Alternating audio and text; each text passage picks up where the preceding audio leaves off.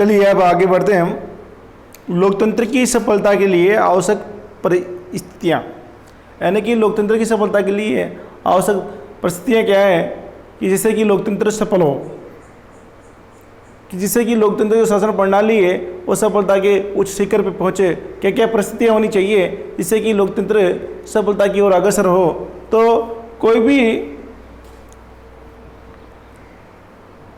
भी शासन प्रणाली विशिष्ट परिस्थितियों में ही सफलतापूर्वक कार्य करती है और प्रतिकूल परिस्थितियों होने पर उसका पतन हो जाता है। यानी कोई भी शासन प्रणाली हो, राजशाही हो या लोकतंत्रशाही हो, कोई सी भी शासन प्रणाली हो, वो विशिष्ट परिस्थितियों में ही सफलतापूर्व कार्य कर सकती है और प्रतिकूल परिस्थितियाँ होने पर उसका पतन हो जाता है। ये बात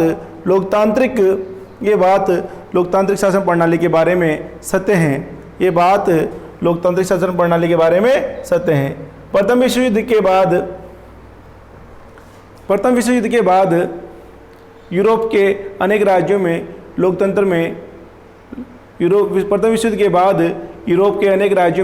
लोकतंत्र की स्थापना की गई, किंतु अनुकूल परिस्थितियों के अभाव में लोकतांत्रिक शासन प्रणाली असफल हो गई। क्योंकि जब प्रथम विश्व युद्ध के बाद में अनेक यूरोपीय देशों में लोकतंत्र शासन प्रणाली का विकास हुआ, परंतु उस समय जो परिस्थितियाँ थी वो बिल्कुल विपरीत थी। उस समय परिस्थितियाँ साम्राज्यवाद से ग्रसित थी। एक देश दूसरे देश पर हावी होना चाहता था।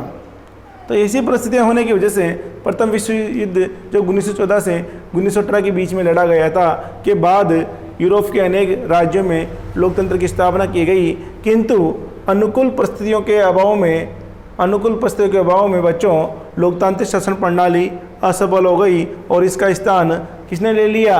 अधिनायकवाद ने ले लिया। इसका स्थान अधिनायकवाद ने ले लिया। कैसे ले लिया? कि जो प्रथम विश्व युद्ध में जिन देशों की हार हुई, जिन देशों को कम लाभ हुआ, उन देशों में क्या किया गया? उन देशों में एक व्यक्ति सेना पर कब्जा करके अधिनायकवाद वहाँ स्थापित कर दिया। यानी एक व्यक्ति का शासन, निरंकुश शासन, एक व्यक्ति का शासन।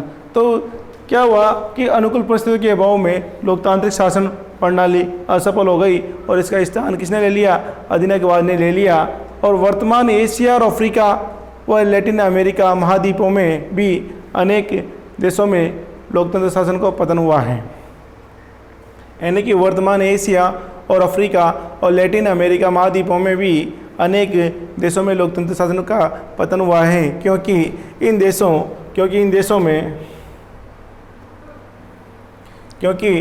देशों में लोकतंत्र की सफलता के लिए आवश्यक शर्तों या परिस्थितियों का अभाव रहा है।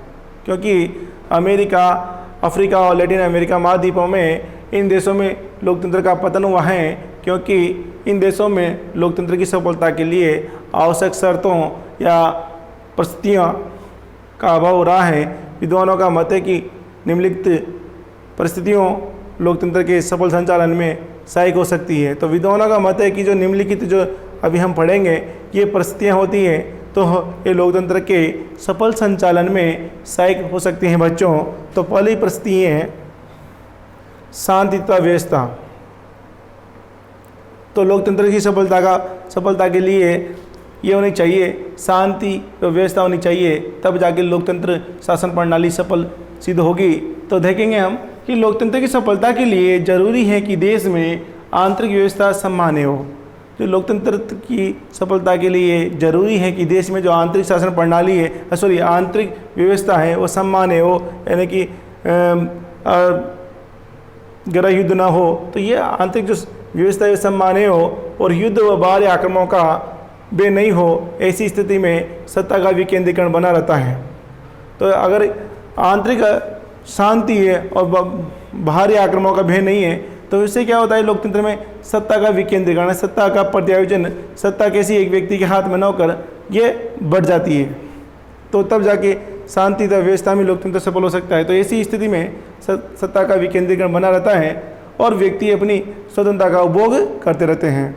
और व्यक्ति क्या करते हैं? अपनी स्वतंत्रता का उपभोग करते हैं। किंतु जब देश में राजनीति स्थिरता और व्यवस्था को चुनौती देने वाले आंदोलन चलते हैं। किंतु जब देश में राजनीति स्थिरता और व्यवस्था को चुनौती देने वाले आंदोलन चलते हैं अथवा बाहरी आक्रमण होता है तो सरकार राष्ट्र की अखंडता तथा सुरक्षा के लिए सत्ता का केंद्रीकरण करती है। देखिए, जब अगर देश में आंतरिक आंदोलन चल रहे हैं, बाहरी आक्रमणों का भय है, तो सरकार क्या करती है, राष्ट्र की अखंडता के लिए सत्ता का विकेंद्रीकरण न करके सत्ता का क्या करती है, केंद्रीकरण करती है। यानी अधिकारों का क्या करती है, वो केंद्रीकरण। एक व्यक्ति के पास में सारे अधिकार हो जाते हैं, जिससे कि व्यक्ति की स्वतंत्रता का हनन होता है। तो वह इस वजह से तो सरकार राष्ट्र की अखंडता सुरक्षा के लिए सत्ता का केंद्रीकरण करती है और व्यक्ति की स्वतंत्रता का तक पर पाबंदियां लगाती है। और इसी स्थिति में लोकतंत्र दम तोड़ने लगता है और अधिनायक तंत्र की स्थापना का मार्ग खुल जाता है। अतः लोकतंत्र में शांति व्यवस्था आवश्यक है। यदि लोकतंत्र में शांति व्यवस्था है, यदि किसी देश में शांति व्यवस्था है, तो वहाँ लोकतंत्र सफल रूप से परिपक्व होगा, बढ़ता रहेगा, चलता रहेगा। अगर वहाँ शांति नहीं है तो लोकतंत्र चल ही नहीं सकता, वो व्यक्ति की स्वतंत्रता पर पाबंदियाँ लगा देगा। नेक्स्ट है सुदृढ़ राष्ट्रीय अर्थव्यवस्था।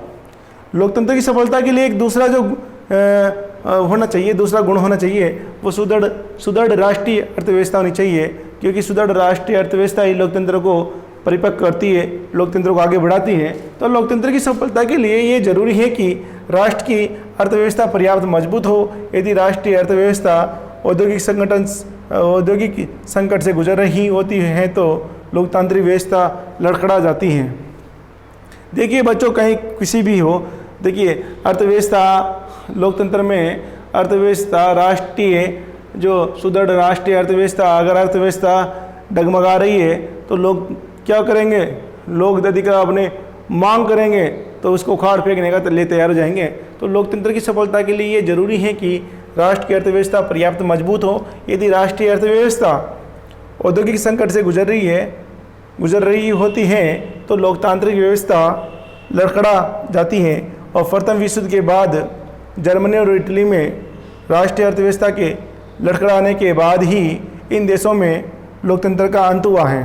क्योंकि जब इनकी लोगों में गरीबी, भूखमरी, बेरोजगारी, ये सब चीज़ें जब घट जाती है तो फिर लोगों का इस शासन प्रणाली से विश्वास उठ जाता है। इसलिए सुदृढ़ राष्ट्रीय अर्थव्यवस्था लोकतंत्र की सफलता के लिए आवश्यक है। ऐसा हमने उदाहरण देखा, प्रथम विश्व युद्ध के बाद जर्मनी और इटली में राष्ट्रीय अर्थव्यवस्था के लड़खड़ाने के बाद इन देशों में लोकतंत्र का अंत हो गया और तानाशाही की स्थापना हो गई। क्योंकि एक तानाशाही ने उनको प्रलोभन दिया कि मैं देश के हम हर व्यक्ति को रोजगार दूंगा, तो तानाशाही की स्थापना हुई। और इसी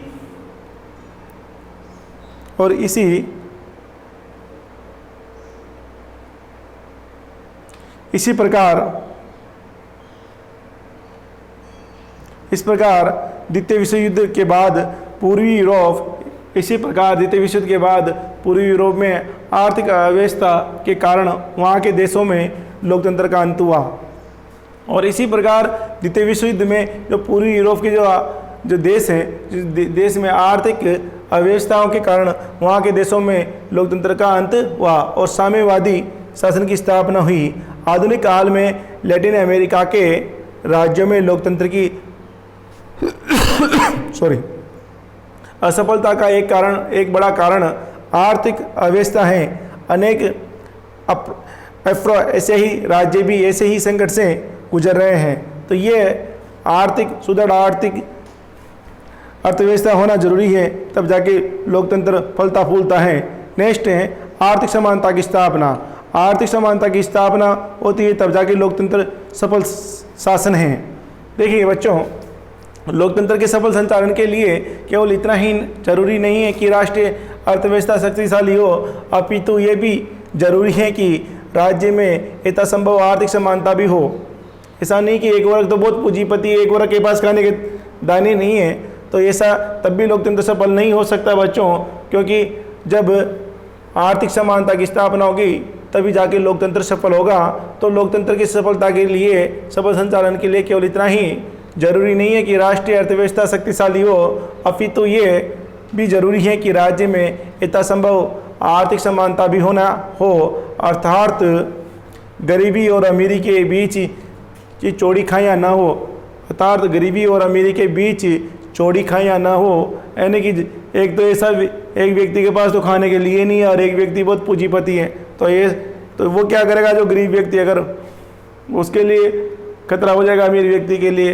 तो गरीबी और अमीरी के बीच चौड़ी खाइयाँ ना हो, ये तभी संभव है जब देश में बड़ी मात्रा में मध्यम वर्ग मौजूद हो। ये तभी संभव है जब देश में बड़ी मात्रा में मध्यम वर्ग मौजूद हो।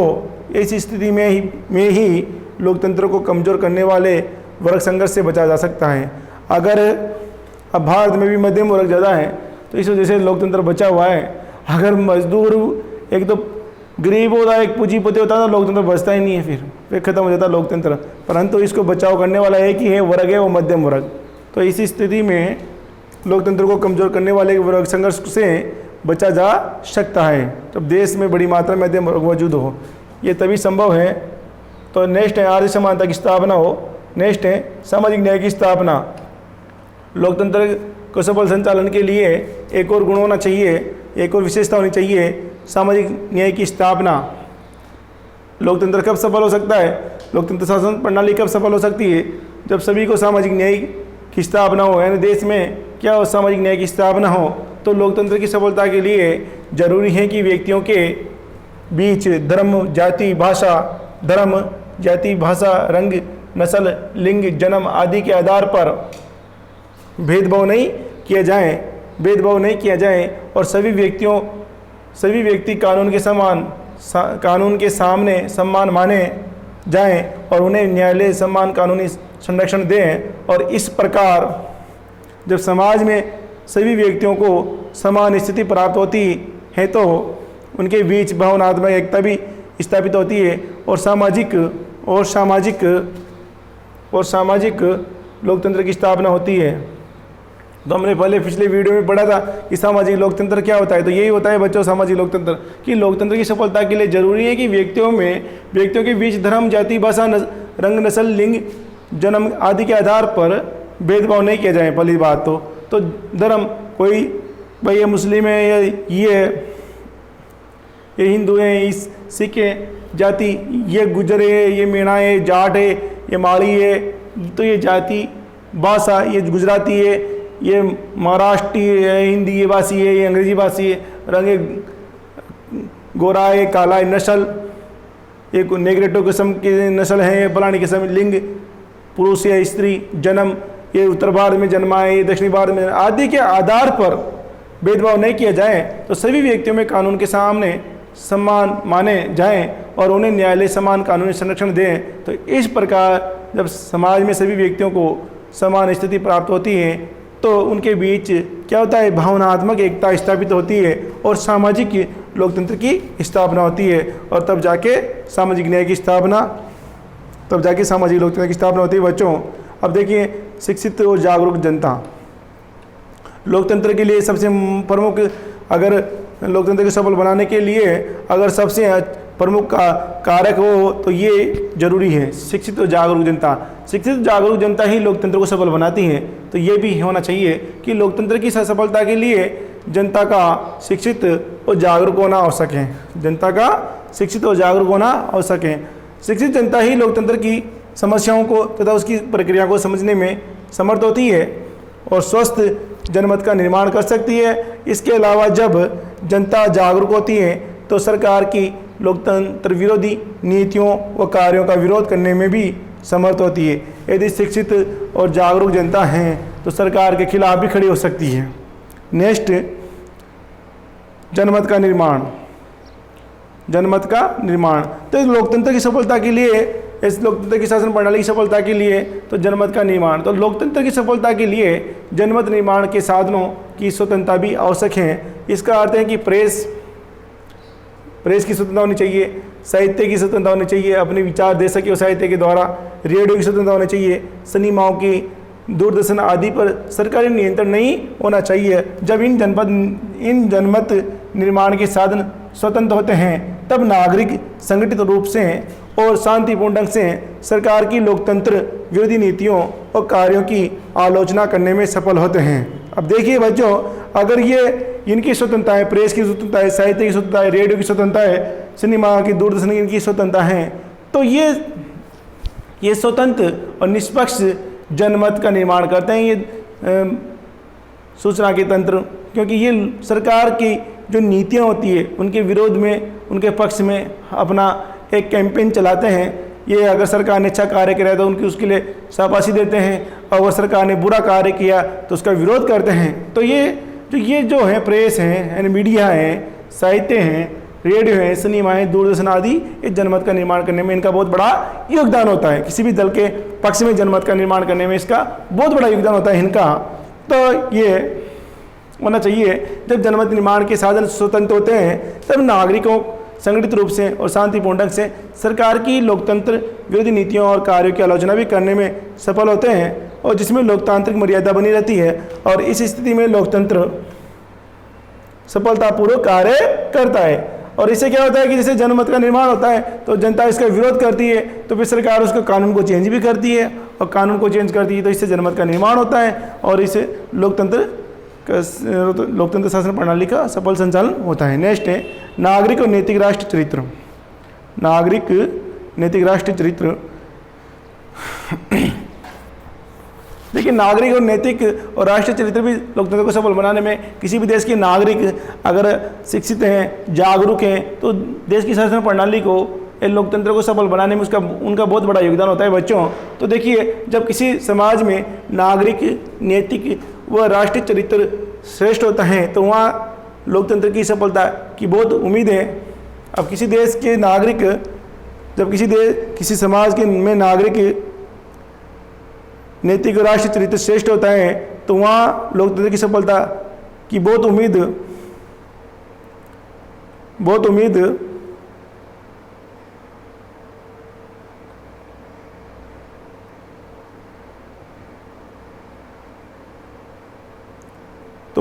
होती है।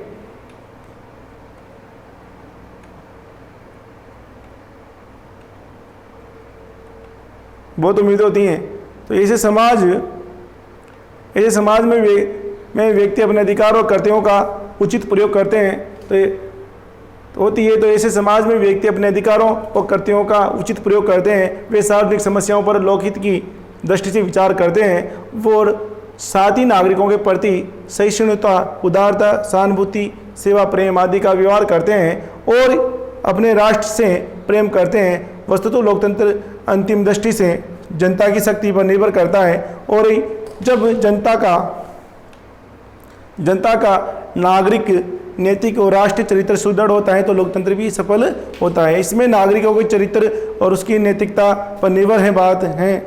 अगर जैसा नागरिक होगा वहाँ का शासन वैसा ही हो जाएगा। सत्ता का विकेंद्रीकरण और स्थानीय स्वशासन। देखिए, लोकतंत्र सफलता तब होती है, लोकतंत्र की सफलता तब होगी बच्चों जब सत्ता का विकेंद्रीकरण होगा और स्थानीय स्वशासन। स्थानीय स्वशासन यानी कि हमारे देश में शासन प्रणाली 3 स्तर पर है, एक केंद्रीय स्तर पर, एक राज्य स्तर पर और एक स्थानीय स्तर पर। तो 3 शासन प्रणाली हैं, 3 स्तर पर शासन प्रणाली है, केंद्रीय स्तर, राज्य स्तर और स्थानीय स्तर।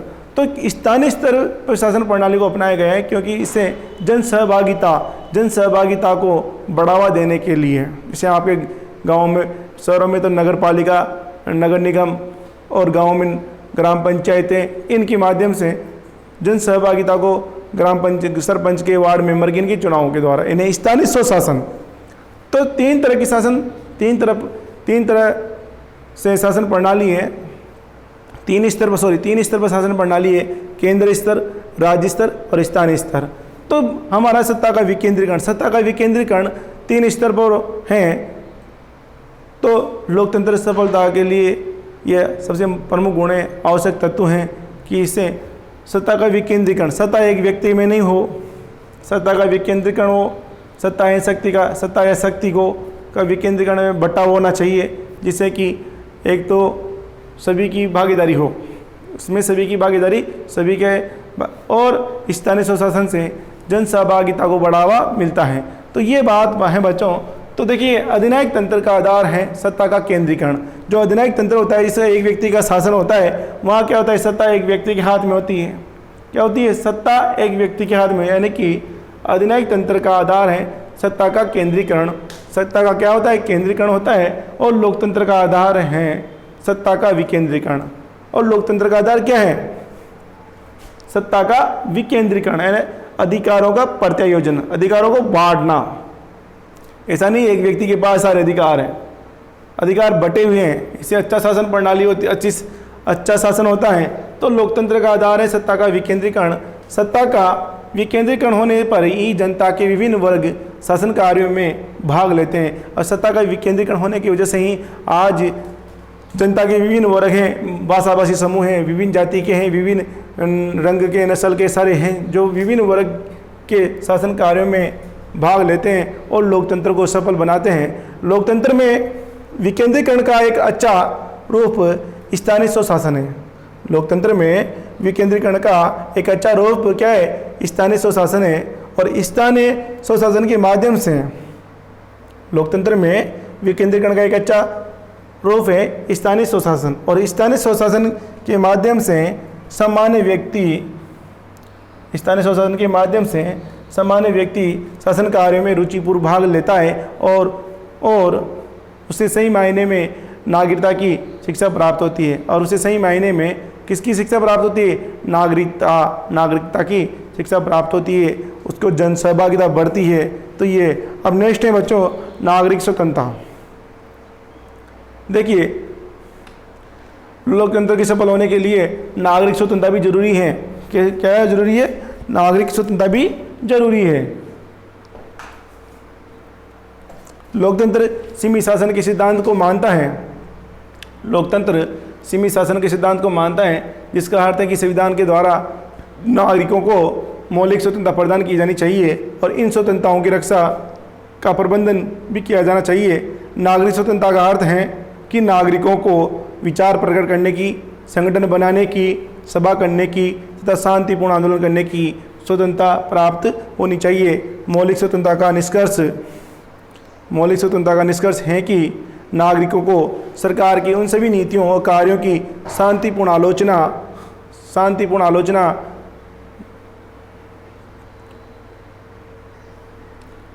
संगठन बनाने की, सभा करने की तथा शांतिपूर्ण आंदोलन करने की स्वतंत्रता प्राप्त होनी चाहिए। मौलिक स्वतंत्रता का निष्कर्ष है कि नागरिकों को सरकार की उन सभी नीतियों व कार्यों की शांतिपूर्ण आलोचना करने का अधिकार होना चाहिए जिन्हें वे लोकतंत्र व सामान्य हित के विरुद्ध समझते हैं। यह स्पष्ट है कि नागरिक मौलिक स्वतंत्रता के प्रयोग के जनमत निर्माण के साधनों का स्वतंत्र होना भी जरूरी है। तो देखिए बच्चों, नागरिकों को सब अधिकार होना चाहिए, नागरिक स्वतंत्रता होनी चाहिए, तब जाके लोकतंत्र सफल होता है। नेक्स्ट है लिखित संविधान।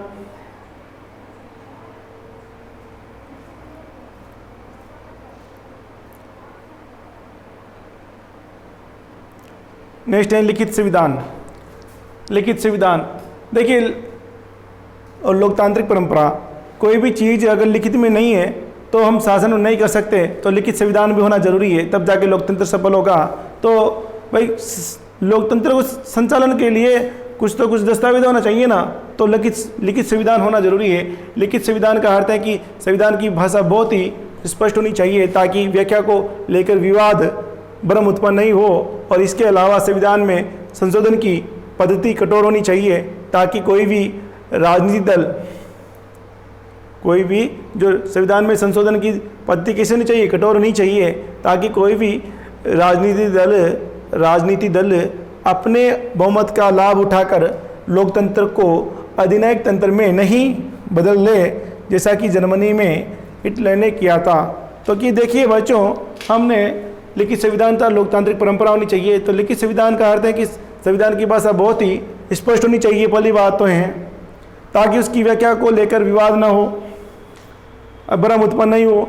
इसके अलावा संविधान में संशोधन करने की पद्धति कठोर होनी चाहिए ताकि कोई भी राजनीतिक दल सत्ता का बहुमत राजनीतिक दल अपने बहुमत का लाभ उठाकर लोकतंत्र का अधिनायक तंत्र में नहीं बदल ले, जैसा कि जर्मनी में हिटलर ने किया था।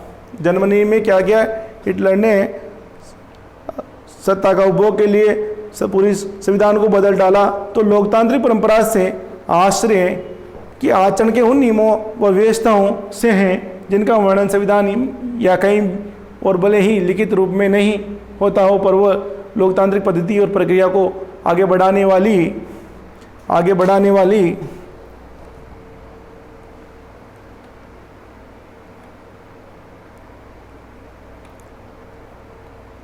होती है, जिन पर लगभग सर्वदलीय सहमति बन जाती है। अब नेक्स्ट है स्वतंत्र और शक्तिशाली न्यायपालिका। देखिए भाई, लोकतंत्र को बचाने का एक ही कार्य करती है स्वतंत्र और शक्तिशाली न्यायपालिका। अगर यह नहीं है तो लोकतंत्र कभी भी बच नहीं सकता। लोकतंत्र को ये राजनीतिक दल ही खा जाएंगे। तो स्वतंत्र और निष्पक्ष, स्वतंत्र और शक्तिशाली न्यायपालिका यही अधिकारों, नागरिक के अधिकारों को रक्षा करने वाली होती है। तो देखिए, लोकतंत्र का आधार संविधानवाद है। लोकतंत्र का आधार क्या है? संविधानवाद है, जिसका अर्थ है कि लोकतंत्र में सरकार को निरंकुश सत्ता प्राप्त नहीं होती। जिसका अर्थ है कि लोकतंत्र में सरकार को निरंकुश सत्ता प्राप्त नहीं होती। निरंकुश का मतलब होता है जिस पर कोई अंकुश नहीं हो, परंतु यहाँ पर तो अंकुश है बच्चों, यहाँ पर तो अंकुश है। निरंकुश कौन होता है? राजा होता है, जिस पर कोई किसी भी इच्छा नहीं होती, परंतु यहाँ तो जनता के प्रतिनिधि हैं।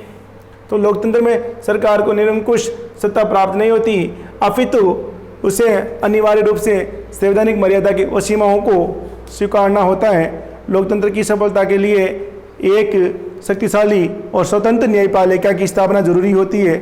लोकतंत्र की सफलता के लिए एक शक्तिशाली और स्वतंत्र न्यायपालिका की स्थापना जरूरी होती है, क्योंकि ऐसी न्यायपालिका ही कार्यपालिका को कानून का उल्लंघन करने और अत्याचारी बनने से रोकती है।